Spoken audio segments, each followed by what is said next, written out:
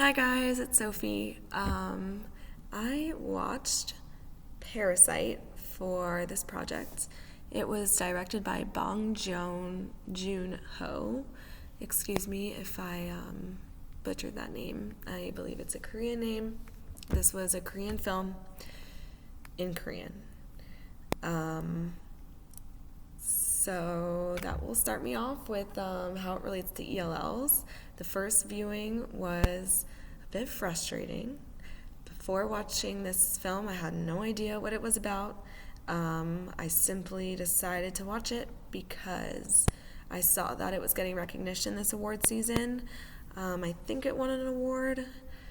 Either way, I remember the name coming up and it being recognized, so I thought that this would be a great movie to watch. So even though I didn't watch any trailers, I had some preconceived ideas of what it was going to be about. I think it was just based off of the title Parasite. I think horror. Definitely the picture shown just gives me a feeling of horror.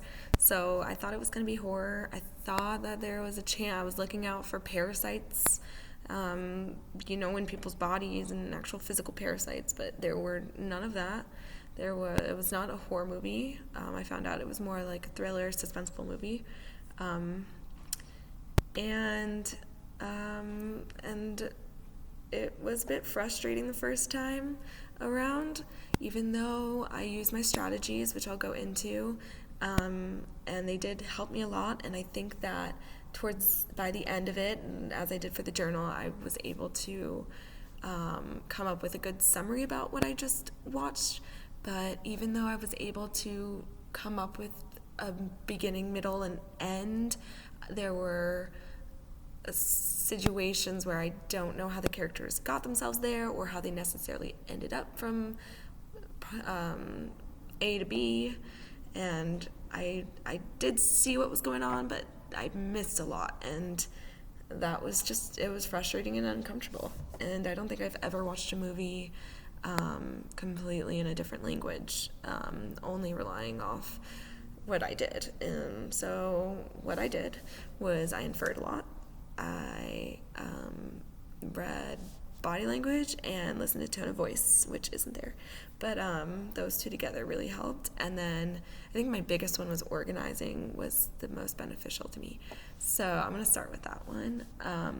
I decided before the movie to make the chart that is shown on the PowerPoint or on the slide. I made 2 rows, as you can see, and I just looked up Parasite cast. I put in everyone's picture. I put in everyone's respective name and character name, so that I just had a clear idea of the cast, and so that it would be in an organized format, so that throughout the movie, which is what I did, it's not shown here, this is just the foundation of it, but I added to it as I collected things about characters, and I used it to help me understand the progression of the characters. And I used color coordinating, or I highlighted for family ties. I would write dad, son, daughter, and I would highlight those all in the same color. There was 2 families, so then those would be in 2 different colors, and I used a lot of color and bullet points and all of the above in this chart, but it really did help me organize my thoughts and throughout the movie. Inferring, I had to infer a lot, which I'm sure we all did for this assignment. I didn't have any crazy funny things the second time around, which I kind of was hoping I would, that I would get a character completely wrong or a relationship completely wrong, and it would be a little funny, but I was pretty good the first time around. I think one notable thing was there was a scene where a woman had fallen. She didn't fall, she got kicked down a flight of stairs, and she was at the bottom, unconscious, and a man went up to her and put his hand against her mouth to see if she was breathing. And so my first time watching that, I thought she was dead. He did that and then muttered something, and he just seemed upset. and it didn't look like a good situation, so I inferred that she had died. And then in the second viewing with the English subtitles, he actually said it was a sigh of relief, and he said, "Thank God." So I read that completely wrong. Otherwise, keeping in tune with body language and tone of voice really helped me. Just like how families would interact with one another, it was really easy and fast to indicate who was in a romantic relationship, whether it was kissing or holding hands or just the way they looked at each other or spoke to each other. Family ties was, again, easy. And those were the strategies I used. So the main themes of this movie, I think number one was class conflict. The movie started with one family in their home, and they lived in poverty. I would call it a shanty town. It was run down all around, trash everywhere.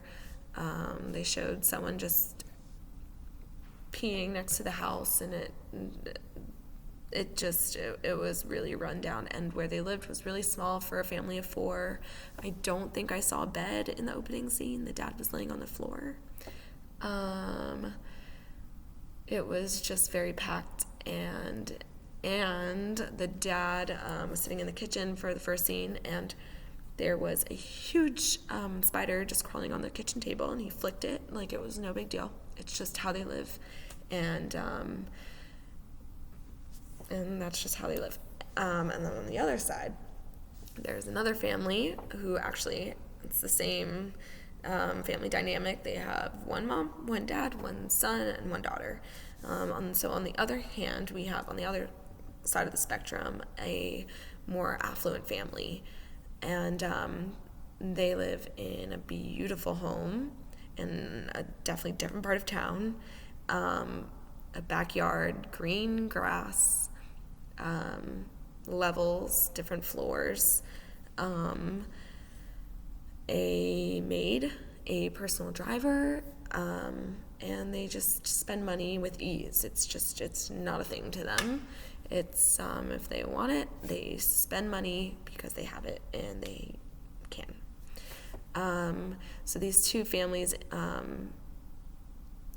interact throughout the movie, and you see it there that there is such a divide. I think the scene, or what really stuck with me, that really drives this home was there was one night where it was storming, and both families live in Korea, and it was storming, and it was